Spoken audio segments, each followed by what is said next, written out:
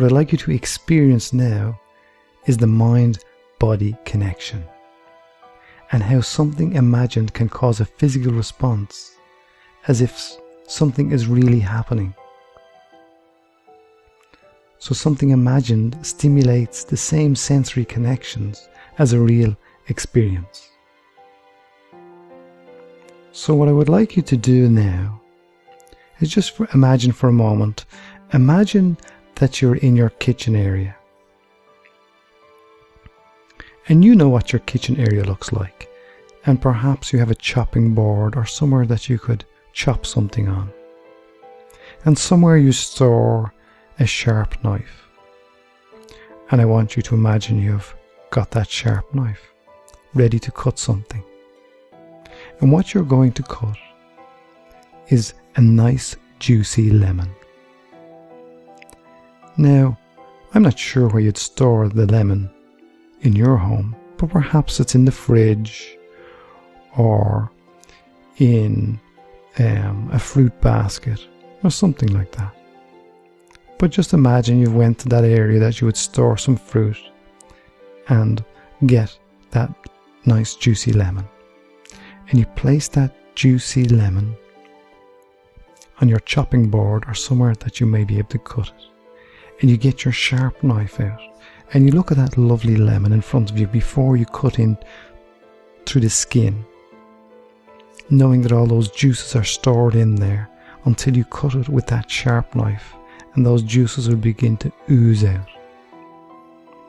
Now what I'd like you to do is imagine that you're slicing slowly that lemon in half.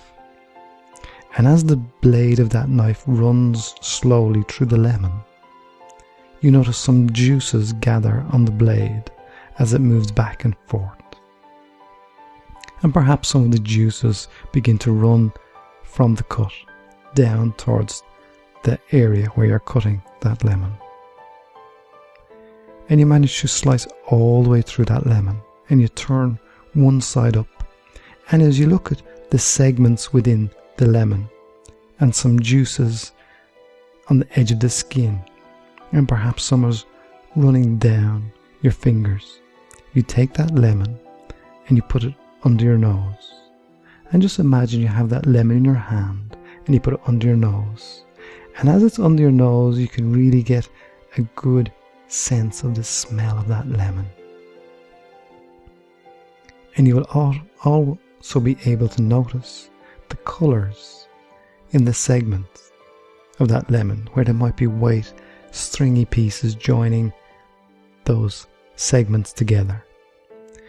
And the skin, on the inside of the skin, is a little bit white as well,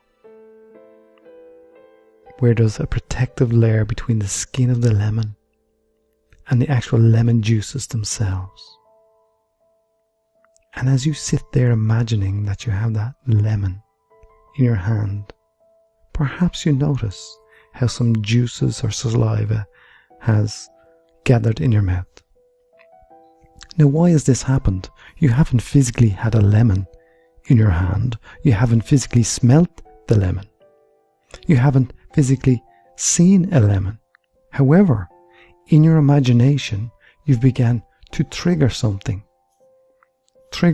off at a subconscious level, because anything imagined can be perceived as real in the mind. So now that you have experienced the power of your imagination over your body, and how something imagined can seem so real that you have a physical response, you're going to begin working on the body and mind together